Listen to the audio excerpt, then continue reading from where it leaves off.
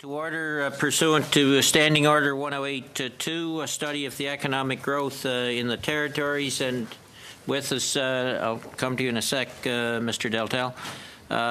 With us we have as a witness from the government of Yukon, the Honourable Sandy Silver, Premier, by video conference. Welcome, Premier. And I'm not sure, I don't see her, but I believe Catherine White, Deputy Minister, Department of Finance, is there as well. Before we start, Premier, we do have a notice of a motion from Mr. Deltel, and I believe you want to read that into the record at the start, and then we'll get to questions. Go ahead. The floor is yours. Merci beaucoup, Monsieur le Président, Monsieur le Premier. Thank you, Chairman.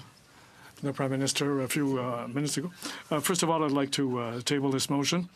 The following notice of motion that the committee, in response to the remuneration granted to executives at Bombardier, invite the chairman and chief executive officer from Bombardier and the Minister of Innovation, Science and Economic Development to appear before it, and that the committee report the evidence heard and its recommendations to the House of Commons. Is given and can be debated in 48 hours. With that, we will turn to the Premier. And just to start, Premier, I think you are aware we did a pre-budget hearings as a finance committee in the fall.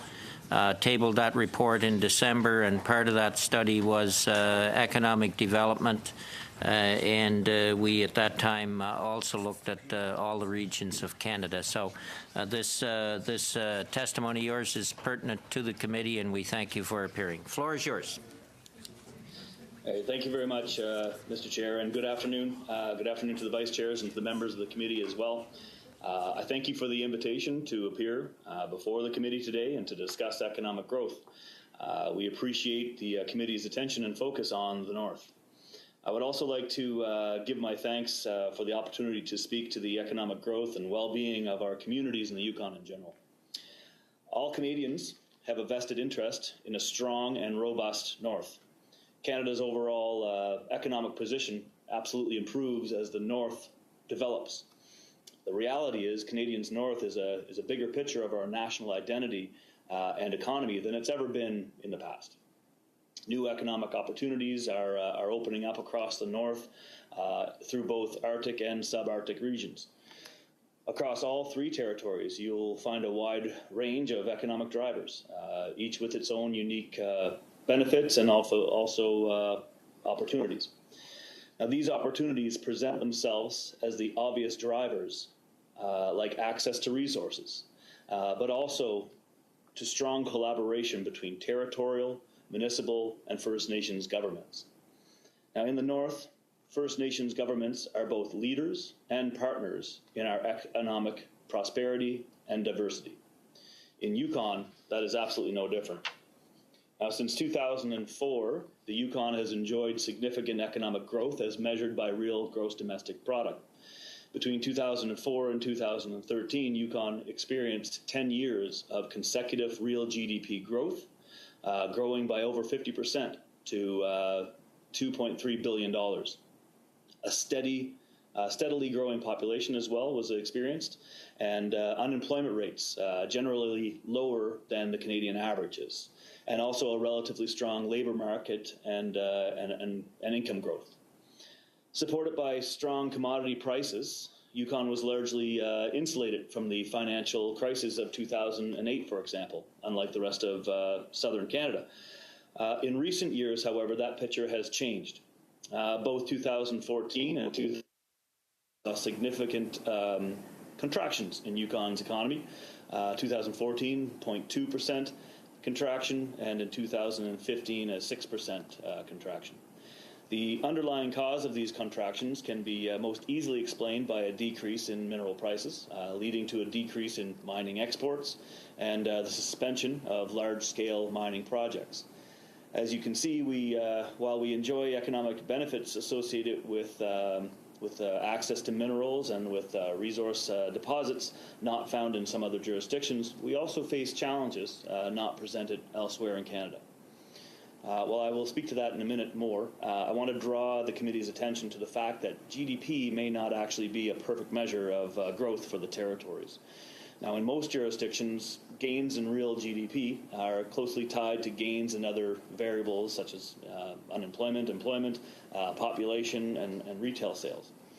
Under normal circumstances, an increase in real GDP is generally interpreted as a sign that the economy is doing well, while its decrease indicates that an economy is not working necessarily to its full capacity.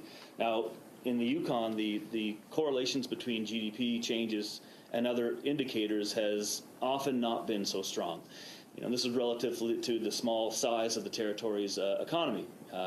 One large mining project, for example, has the potential to significantly impact the GDP from one year to the next, but may have less of an impact on other key indicators such as employment, labor force participation, or incomes. For example, the significant 6% decrease in real GDP that was experienced in the Yukon in 2015 from the previous year had no effect on the size of the labor force in the territory. During that time, the total retail trade actually grew by almost 5% in the Yukon with the contraction of that real GDP. So therefore, we must consider numerous additional factors when assessing growth. Yukon must work to diversify its economy in order to ensure that the growth is sustainable year to year and protect it from the volatility of the resource production industry. While we recognize the long and rich history associated with mining, we must also rely on economic drivers beyond a strong resource sector. Left unchecked, Yukon's economy may be destined for some rough times ahead.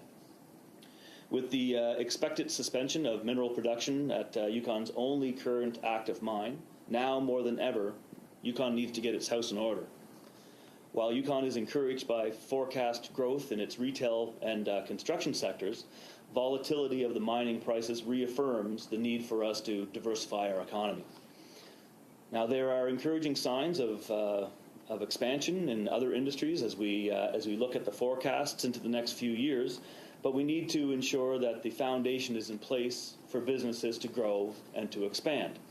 Reliable internet, better public infrastructure, energy security. These are the fundamentals.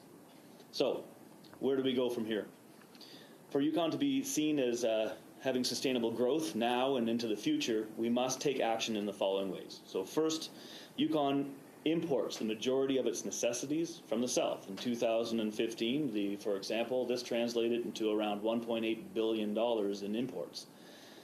This is a significant drag in GDP, and it makes Yukoners more vulnerable to disruptions in the global supply. Increasing Yukoners' ability to produce what they need in the territories will help to mitigate this risk. Next, Yukon requires strong connectivity with the rest of the world.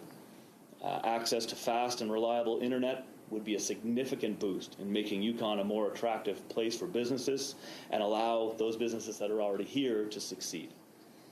Now more than ever, mining is a technology play as much as it is a natural resource play. With better access, Yukon would be better able to build its natural resources and knowledge economy and position itself to be a leader in northern innovation.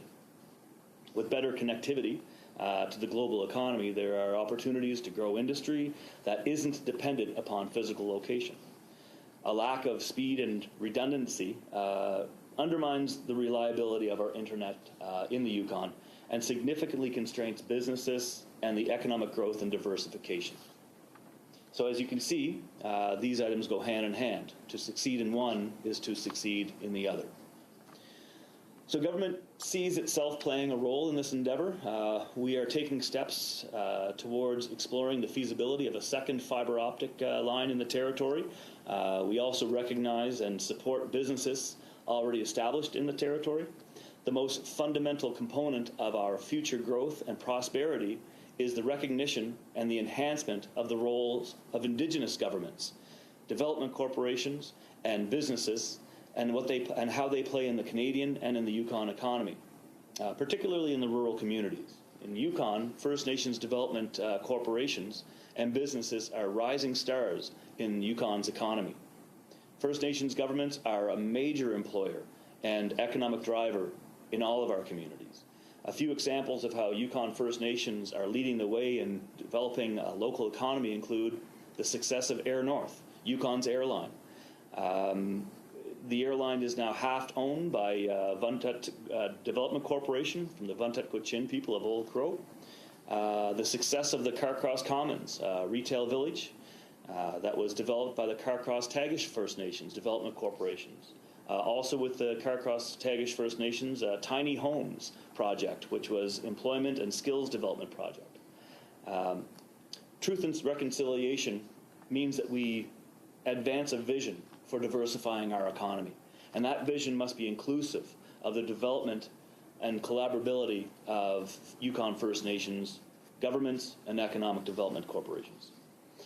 So Yukon First Nations governments are both leaders and partners in Yukon's economic prosperity. One of the central commitments of my government is to work collaboratively and respectfully with First Nations governments to build strong intergovernmental relations and a strong, diverse economy that brings benefits to all Yukoners. We recognize the essential role that First Nations, Yukon First Nations governments and businesses play in the development and the prosperity of a shared Yukon. The modern treaties and self-government agreements in Yukon have opened many economic development opportunities. As the members of the committee are aware, 11 of Canada's 29 modern treaties and self-governing agreements are located in Yukon. Now, these agreements, they increase collaboration between our governments. They reduce conflict. They bring certainty that is attractive to investors, and they have made First Nations governments significant and savvy investors in local economies. These agreements outline a shared vision for economic self-reliance and ways of sharing the benefits and economic development across our territory. A critical role of all governments is to work actively and continuously to implement these modern treaties. Addressing the physical relationship with self-governing First Nations is critical to the implementation of these agreements and ensures that First Nations are meaningful partners in the economy of Yukon as was envisioned by these agreements. Now in Yukon First Nations governments and the government of Yukon have committed to working collaboratively to identify and to take actions for our shared priorities. We meet regularly at leadership forums to advance these priorities. As a recent example, the government of Yukon and self-governing Yukon First Nations have signed a memorandum of understanding agreeing to work together to improve the management of mineral resources in the Yukon. I firmly believe that this type of collaboration will make Yukon a more attractive jurisdiction for investment and will result in real and lasting benefits to Yukon's economy. But members of the committee, the path ahead is not easy, as you can understand. In addition to the well-known challenges that I've raised, we are also set to experience greater challenges that we've never faced before. Climate change is known to affect the North on a disproportionate basis, and we are already seeing the impact on our infrastructure as permafrost begins to thaw. The Yukon government is proud to have signed the Pan-Canadian Framework on Clean Growth and Climate Change, and Yukon agrees with the framework's assertion that carbon pricing will encourage innovation and develop the foundation for a low-carbon and resilient economy. However, Yukon will need clarity from Canada prior to designing a rebate program on how Canada will adhere to the following principle that was related to carbon pricing used in the framework. And so I quote, "Carbon pricing policy should minimize competitiveness impacts and carbon leakage, particularly for emission-intensive, trade-exposed sectors," end quote. So people of the committee in the Yukon, that is mining. This includes placer mining, which is a key driver to the territory's local economy.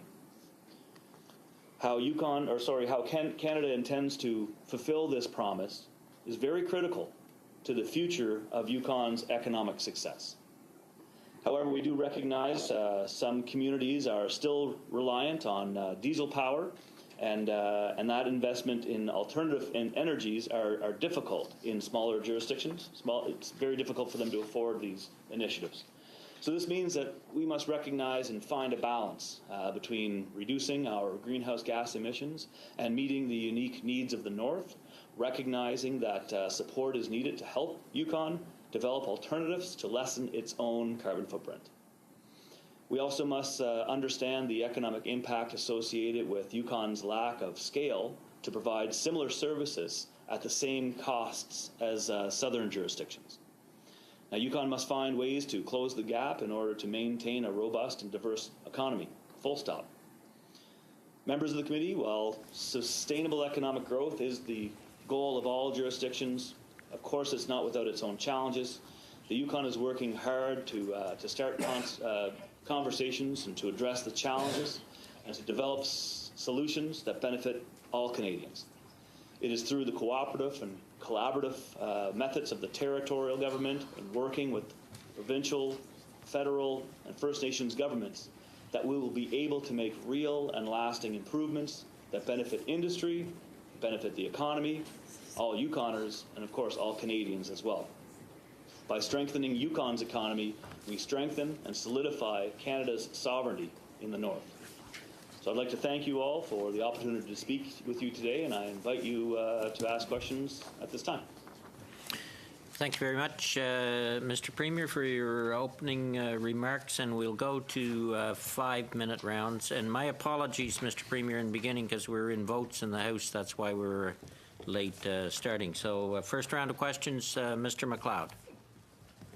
Mr. Chair, and I appreciate the opportunity to ask a couple questions on the Premier's comments. A very good presentation. We heard the Premier of Northwest Territories this morning talk about a number of the barriers that the Northwest Territories is facing. And I had a number of questions, but the first one, I find it very interesting that the Yukon, with its history in mining, really is moving to low interest in that sector. Could you tell me, or could you explain to us why that's happening? You're not getting the same type of interest that we had historically in the Yukon for mining?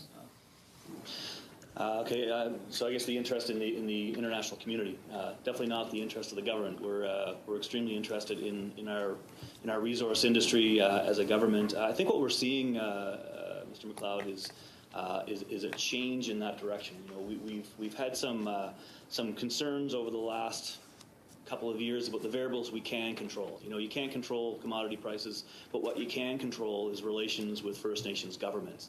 And I think what we're seeing in the Yukon right now, the new government approach is a modernization of what it means to do business in the Yukon with the mining industries. For example, we signed the Memorandum of Understanding with the Yukon First Nations governments. We went down to Roundup, the Cordilleran in Vancouver.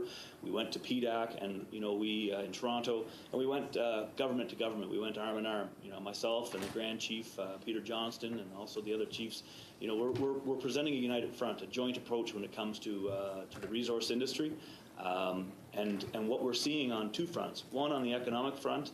The companies that are interested in Yukon, they like this approach. They consider it more of a one-stop shopping. They know that the conversation that they're having with the territorial government is the same conversation they're having with the affected First Nations and which the traditional territories are being affected, because we're in the same room.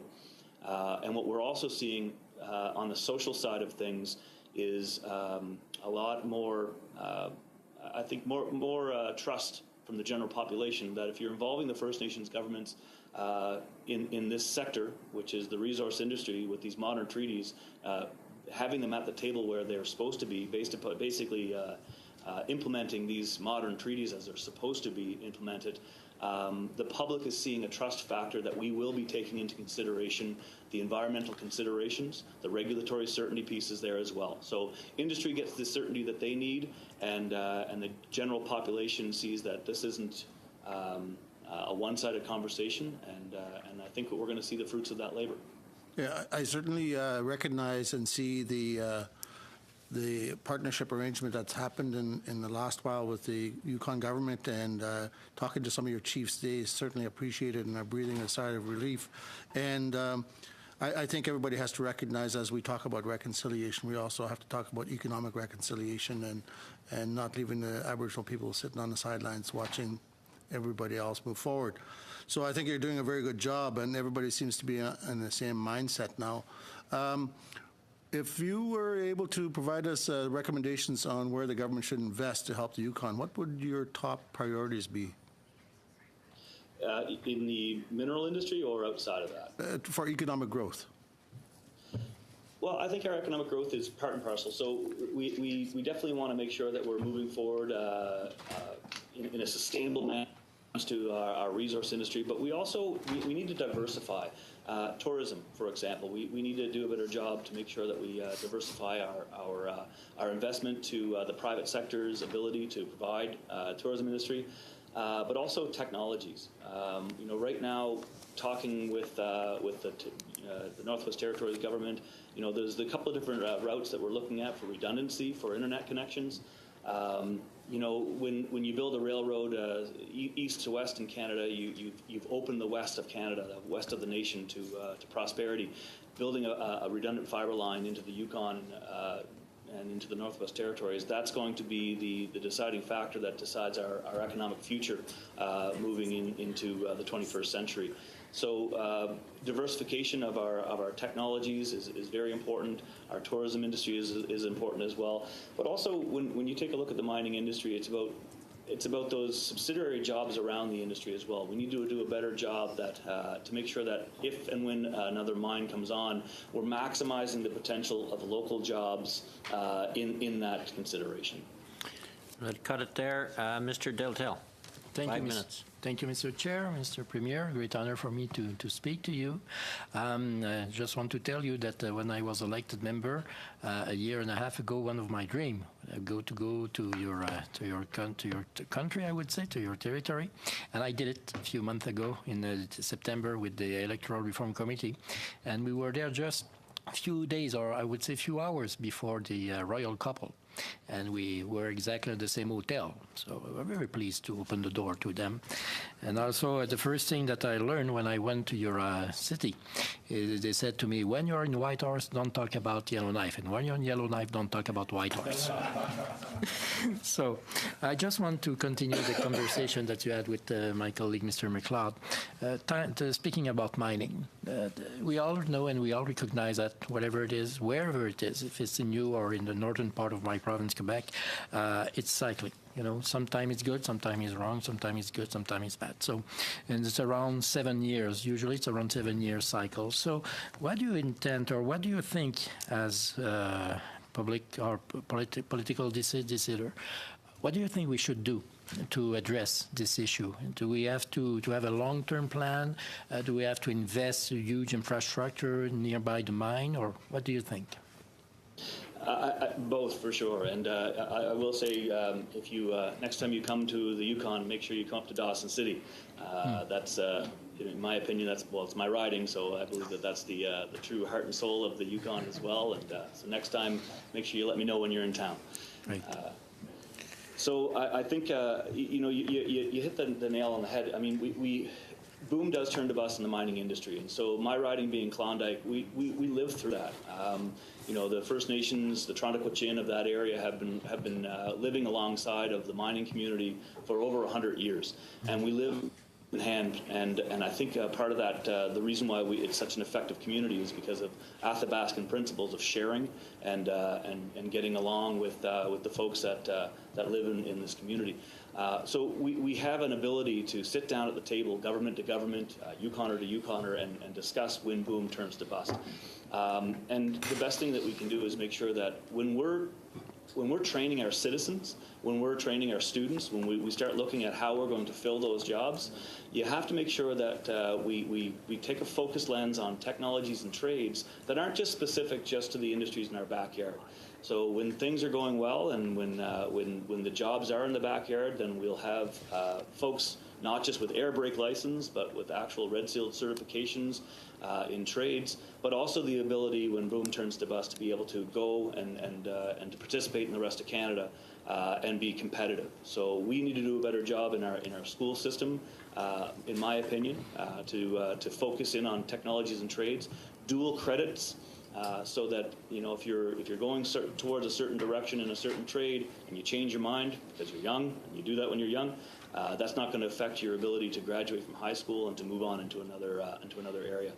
But again, it's about that diversification of the industry. And one of the best things that we can do in the mining sector is put a lot more attention towards working with First Nations governments and the economic development branches therein on reclamation. If you take a look at all of the economic development branches that are representative by the different First Nations governments in Yukon, there's hundreds of millions of dollars of potential development in this industry waiting to happen. So when you're mining, it's nice to have Yukoners in those jobs. The more we keep that money local, the more it affects our GDP in a positive way. And when boom turns to bust, we have to make sure that in the reclamation industry, we're also leading the way with local solutions. Let's talk about another issue about economic development, tourism. Do you think we should make more emphasis of foreign country in Europe or in Asia to go to your territory instead of local, or can I say Canadian tourism? So what is your main target? Canada or foreigner?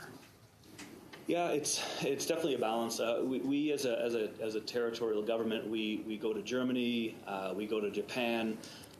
We try to invest in the international community based upon the statistics that we take.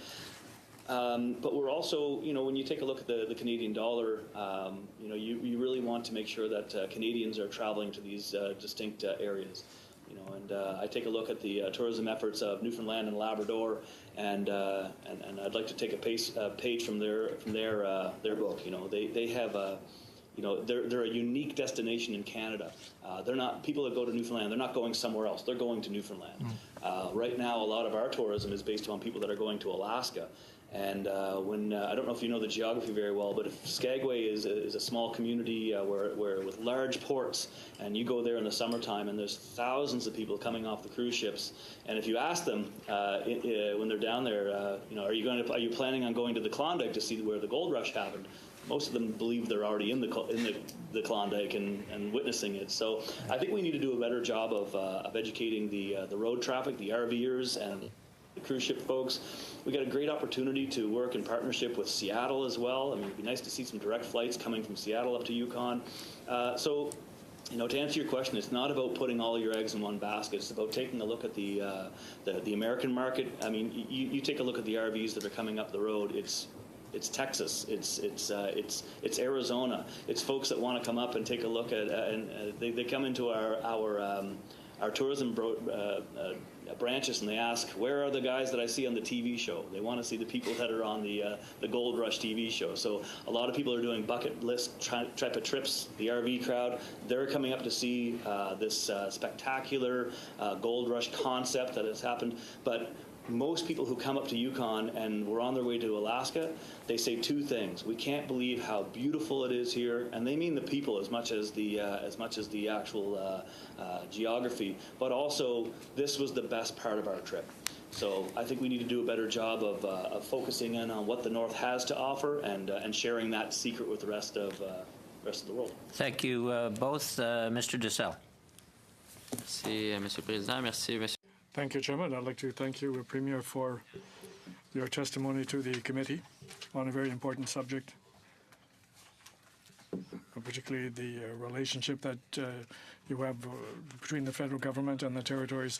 This morning, we were talking with Mr. McLeod, the Premier of the Northwest Territories, and I talked about the question of devolution and the independence of the Legislative Assembly in the Northwest Territories, and I'd like to put the same question to you. His answer was that the territorial powers in matters of resources and fisheries, as well as environmental matters, would be priorities. I'd like to know what the Yukon perspective would be. What are your priorities in your desire to obtain more independence?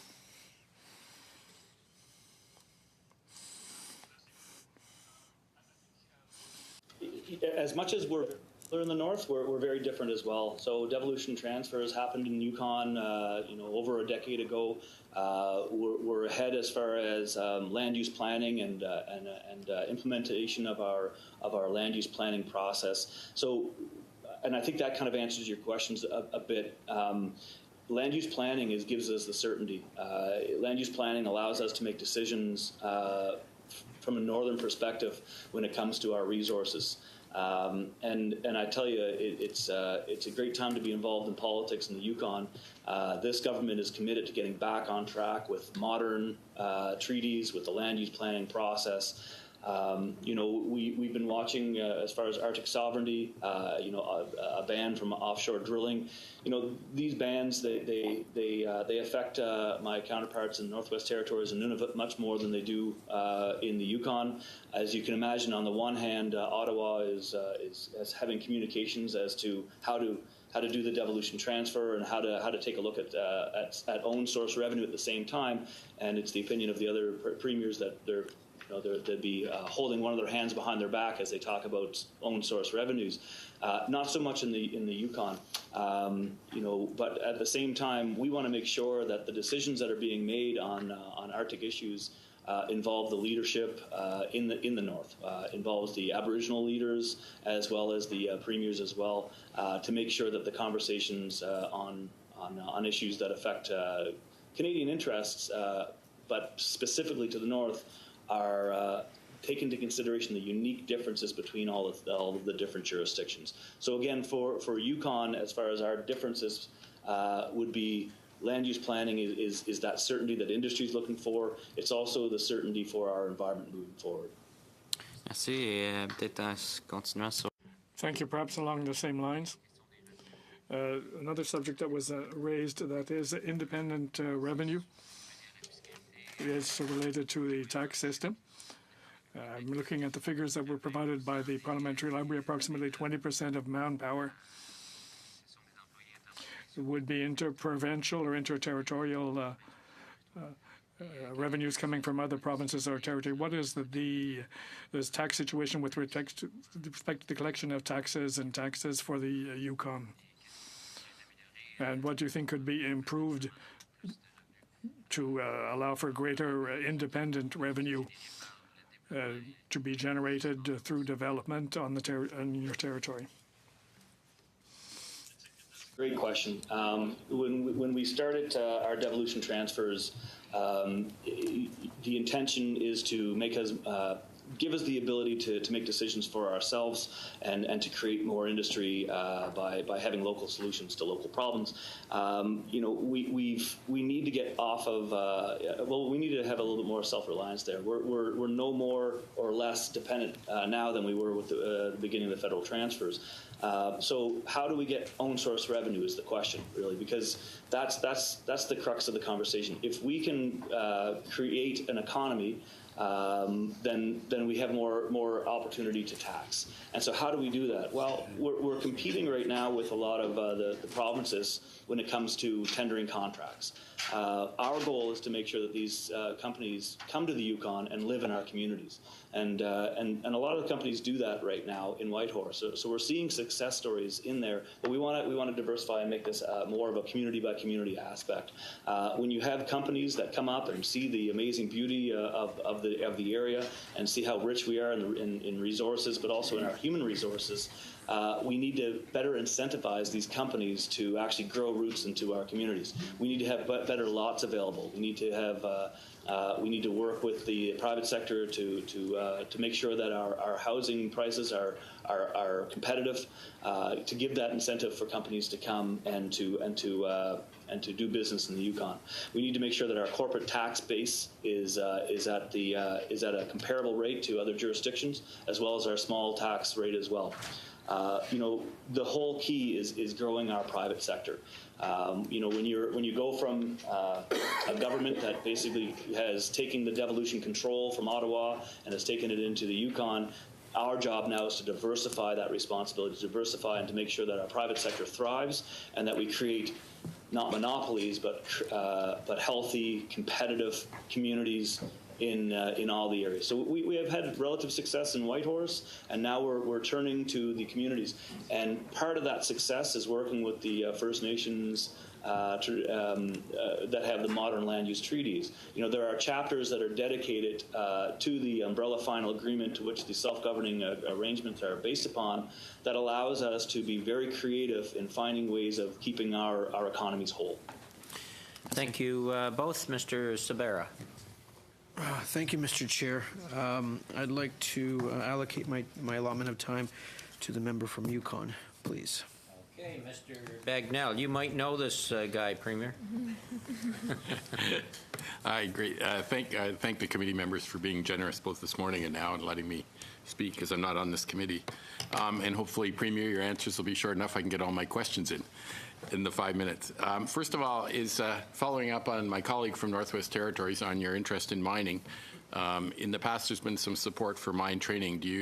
Would you like the federal government to continue that type of support? Absolutely. Mr. Bagnell, as you know, my riding is Klondike. There's no way someone's going to get elected in Klondike without being supportive of the mining industry.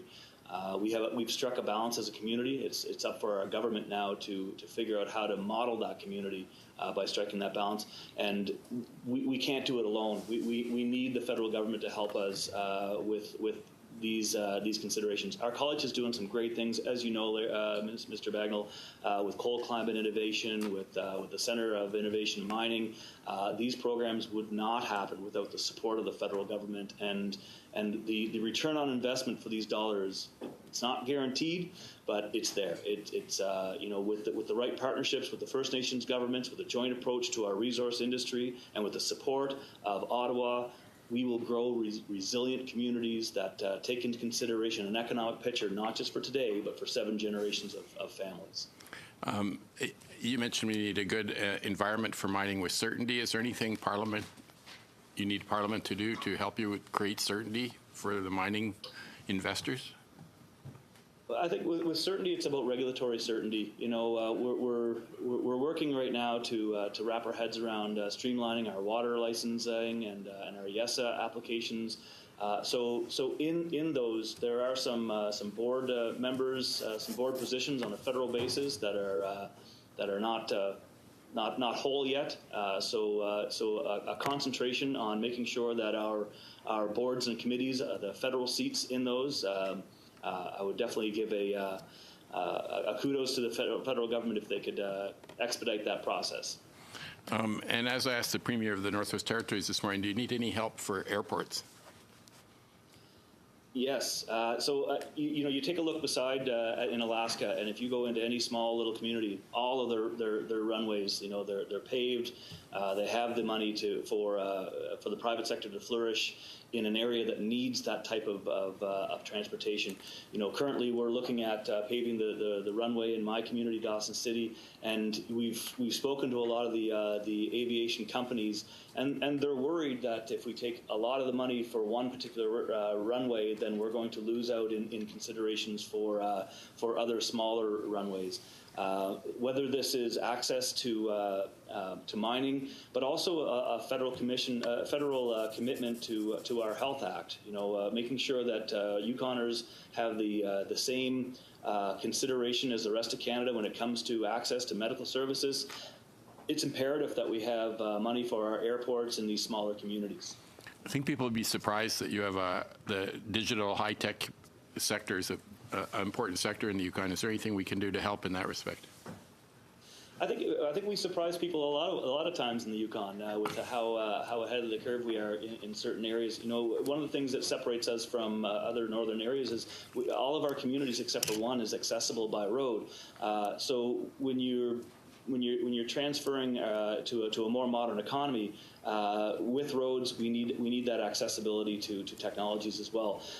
We're developing the pathway to success in own source revenue by modernizing our connections, and it's very important that Ottawa understands how important redundancy is. I mean, right now a backhoe in Edmonton ruins the day up here in the Yukon, right? I mean, we're trying to modernize, and without that redundancy, we're talking about a lot of money that's going to be cut, pardon the pun, when these types of things happen. But also moving past the redundancy, that's just one step. We're going to be working with our federal counterparts to figure out money for 2 different distinct routes that we're now considering right now, one into Juneau for fiber optic redundancy, but the other one going through Northwest Territories. The next question is reliable service and also internet rates to make sure that we're competitive in the north. So we've only scratched the surface in these considerations, but I think we're at a good place to start having those conversations. Sorry, we'll have to cut you there, Larry. Mr. Albas. Thank you, Mr. Chair. Premier, thanks very much for your presence here today. I had the great pleasure of living in the community of Whitehorse for a year, and certainly saw a lot of the whole territory, and appreciate a lot of what you said today as far as encouraging people to go. They need to see it for their own, through their own eyes. I'd like just to start with, you opened up your opening remarks with talks about GDP, how to make it increase. Obviously, that's an important facet for any provincial or local economy to focus on. Have you any stats, though, on your GDP per capita, whether or not that you're seeing not just wealth being created, but it's also being created roundly? Yeah, I mean, so the biggest consideration when it comes to the GDP in the Yukon, I mean, we don't have a large, diverse economy compared to other jurisdictions. We're not there with agriculture, we're not there with timber. So we have very certain sectors, and one of the biggest ones is capital assets and capital builds. Our ability to make sure that the money stays in the community is what's really, really important to us. When we have companies coming up and having design build contracts where they have the ability to subcontract outside of the territory, that really affects our GDP.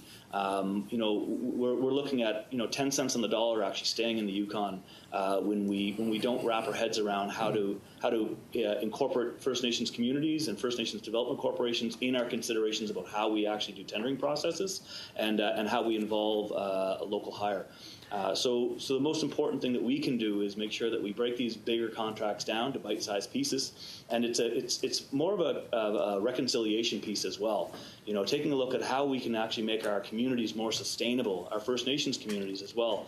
That comes down to looking at the capacities that we have right now and making sure that we as a government are there to affect the training that's necessary to move into those areas. The second consideration is to make sure that we do a better job of forecasting into the future the builds that we're going to do, not just on a yearly basis, but on a 5-year basis, to make sure that all the communities know that we have certain funding in certain areas that's going to help them realize capacities in year 3, in year 4, and year 5. Yeah. So, Premier, just in regards to that, it sounds like many other provincial counterparts are looking to actually reduce barriers when it comes to things like municipal or provincial procurement. So what you're saying is that you're looking to kind of move in a different direction, obviously with the intent of trying to see more local purchasing policies. Is that right?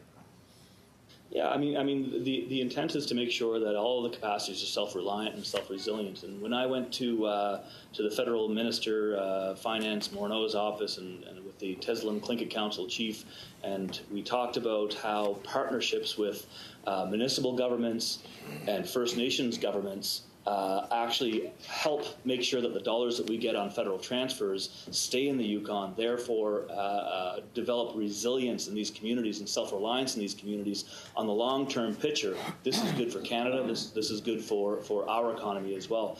Our goal is to strike that balance between making sure that we keep the money in the Yukon and actually keep these communities competitive. You don't want to be creating monopolies. That doesn't help either.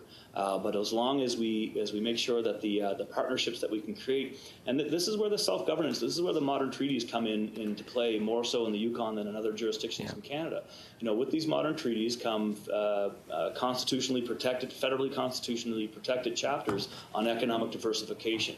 So we're going to become very creative in making sure that we use these modern treaties to maximize the potential to build resilience in our communities. Well, I do appreciate your point on wanting to see more of the money stay. Also, if you're looking to be competitive attractive and to attract capital, you have to be seen as a place not only where you can invest in, but also that you can drive a profit from and whatnot. And just as one country, the idea of there being some sort of political boundaries or jurisdictions where you can't bid as a Canadian, I'm against. I don't get quite the sense that you're being protectionist, but I do worry when we see those kinds of policies. I'd like actually, though, to move on, because you did speak about how mining and how important it is to your riding, also to the Yukon economy. Obviously, the government has extended the mineral exploration tax credit for a year. I've heard a number of concerns from people that say that we are not seeing that the game has changed somewhat for financing, particularly when investors are looking for exploration, where you may have 10,000 site visits before you actually identify a potential mine. Is that a concern for you, that the current tools that governments are using to attract investments to this area are not being sufficient towards creating economic growth on the long term? That's a very good question. It always concerns me. I mean, you take a look at 2008, 2009, we had one of the largest geochemistry experiments, I guess, for lack of a better word, happening in North America, happening in our backyard, in Klondike and throughout the Yukon with the exploration boom.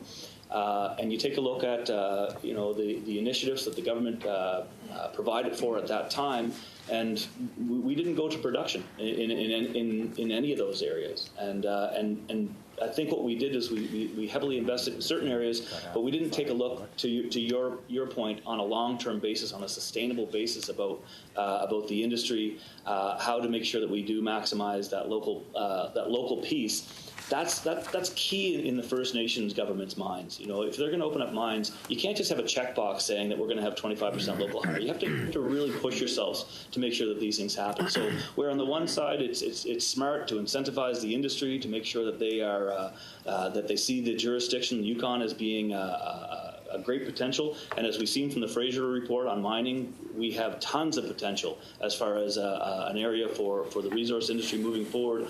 There's those other variables that we have to do a better job of controlling, which is making sure that we're working in partnership with the First Nations whose traditional territory are being affected, and making sure that we're doing a better job to upgrade the skills and the trades of the local people, and on the concern on being a little bit too prescriptive to just Yukon concerns. What we're seeing on a national basis is it's hard to compete with the provinces sometimes for the jobs in our own backyard.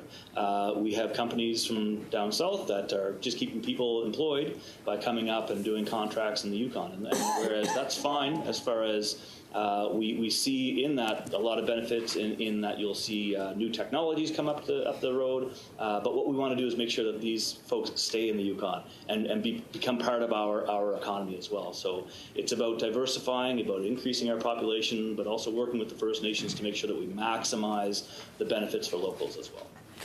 Thank you both. Ms. O'Connell, 5 minutes. We'll go probably 10 minutes over our 5 o'clock stop time. Ms. O'Connell. Thank you, Mr. Chair. Thank you, Premier, for your testimony today. You certainly sold me on the story for tourism. It certainly painted a picture of Mr. Deltel, so I'm going to have to add that to my list now of places to visit. I have one question, and I'm going to turn the remainder of my time back to Mr. Bagnell because I think he has an additional question. My question is, Premier, earlier when we heard from the Premier of Northwest Territories today, he spoke about climate change and that they see the impacts of climate change on a daily basis. So I found that testimony really striking, and he went into some details. I'm curious if you also, in your territory, also sees this as an economic risk. If you could elaborate on that. Thank you. Yeah, thank you very much, Ms. O'Connell, for your question.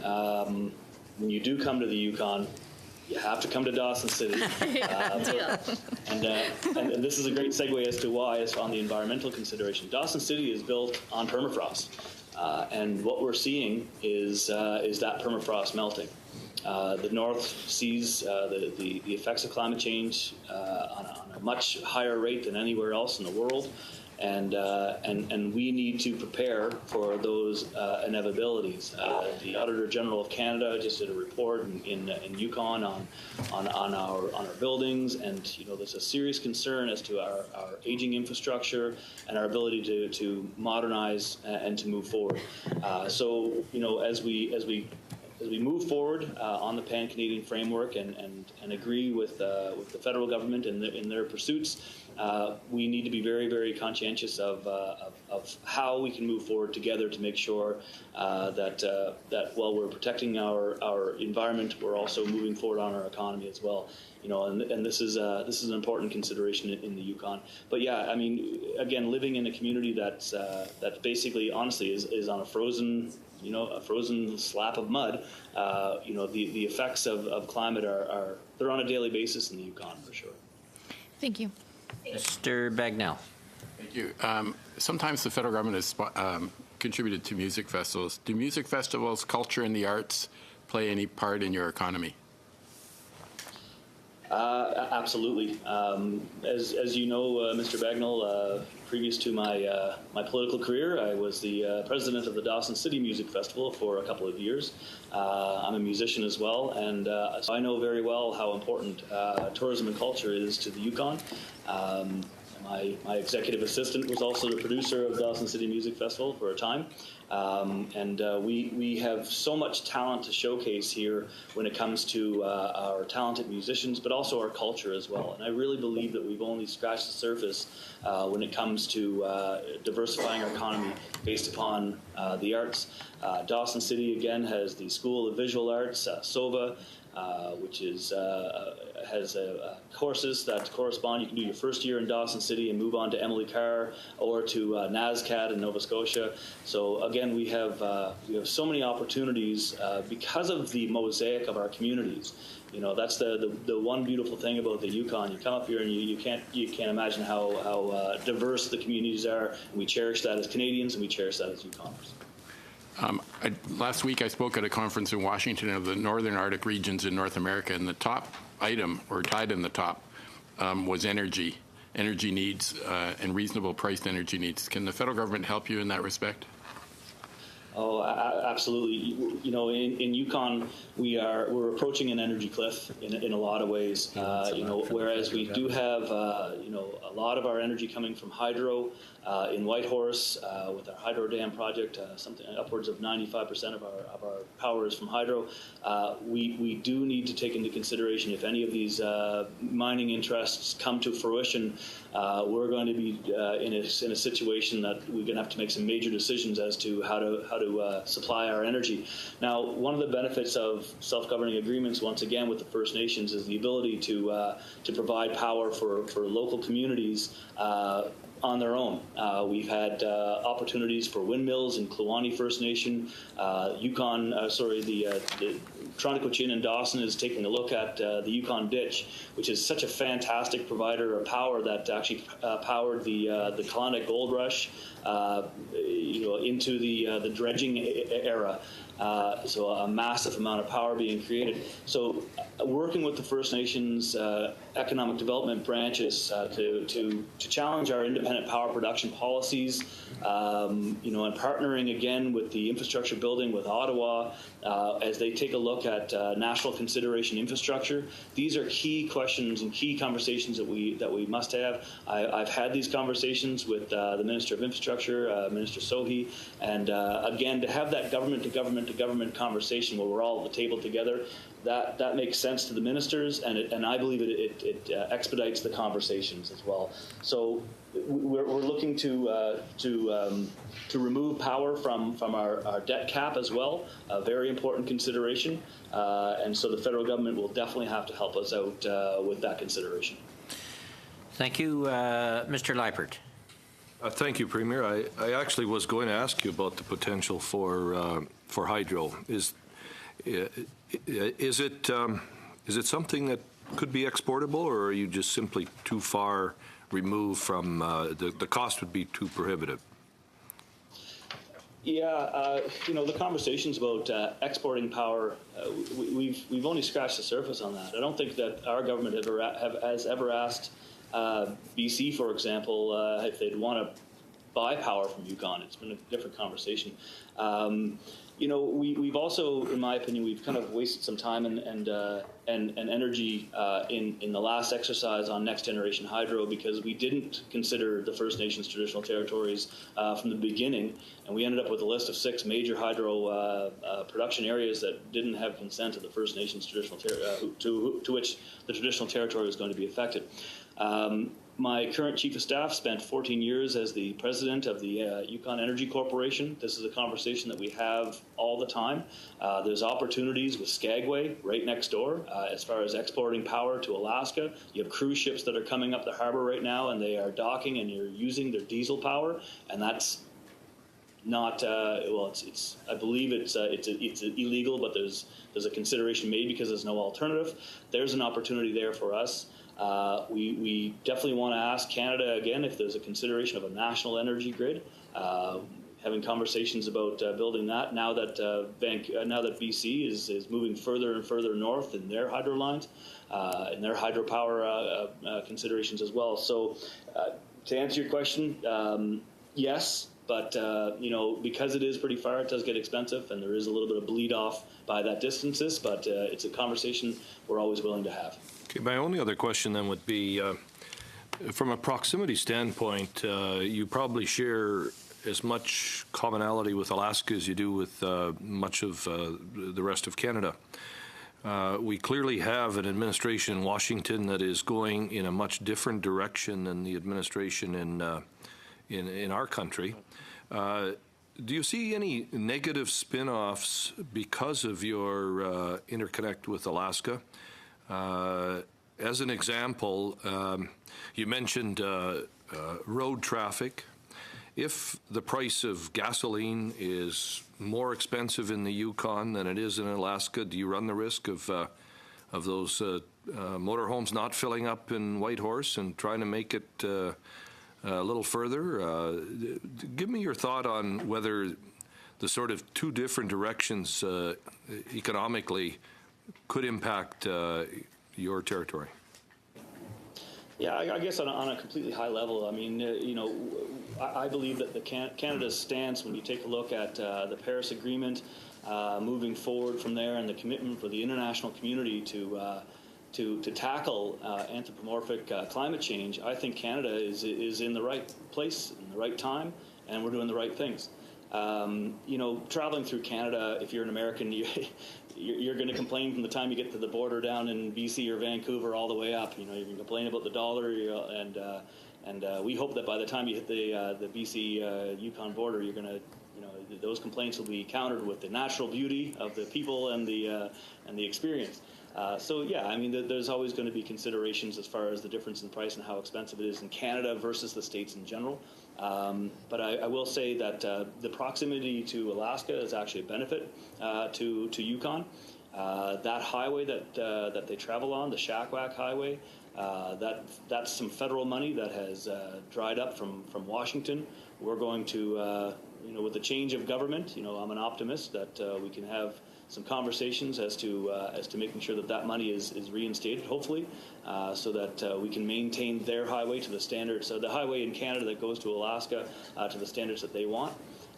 So I'm looking forward to heading down to Washington in June and having a conversation with the Council of the Federation and letting Washington know the considerations and the benefits of having such a close proximity and with our Alaskan brothers and sisters.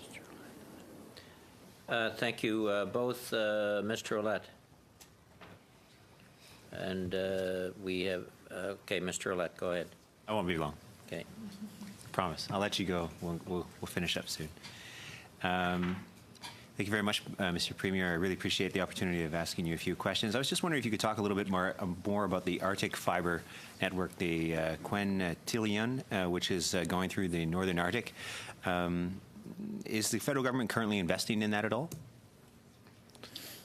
Well, when it comes to the Arctic Fiber, that's not Yeah, that would be NWT's consideration, not Yukon's. So because I see the reason I'm asking is because there is a cable that's coming down through Alaska, because the goal is to connect Japan to Western Europe with a cable coming down through Alaska and then down the west coast all the way down to San Francisco, Los Angeles, and Seattle.